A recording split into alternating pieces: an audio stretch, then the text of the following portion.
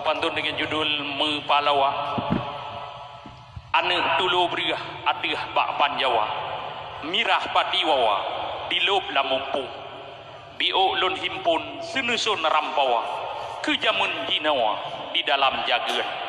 Jamun ka akhe tanle sohirau macam dum jinawa tak pekatian. Muda mudi ngan muda rata je thagawa. Melempah palawa jinawa tak dum.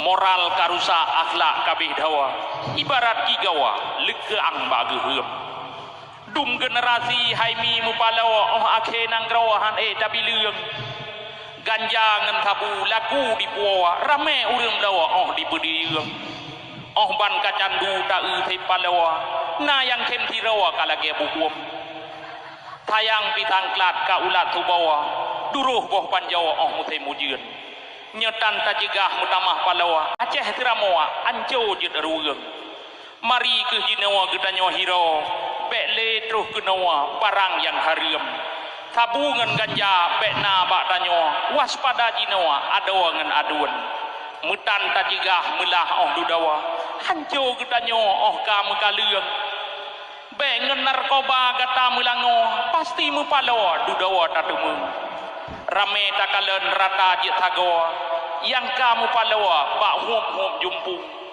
oh ban hana dana ngen di belawa cit panjang jarawa menan juta geun maka lun harap bak adun adawa bak buat yang rugawa kenan bek tapdua ingat kemate ngek bek mu palawa bek uro dudawa tingah kenang luang oh no mumada tikada rampoa yang kalun patawa lebih dan kurang kadang na salah maah gelun nyawa maklum hai tampawa lidah dan telinga ya kajiannya kan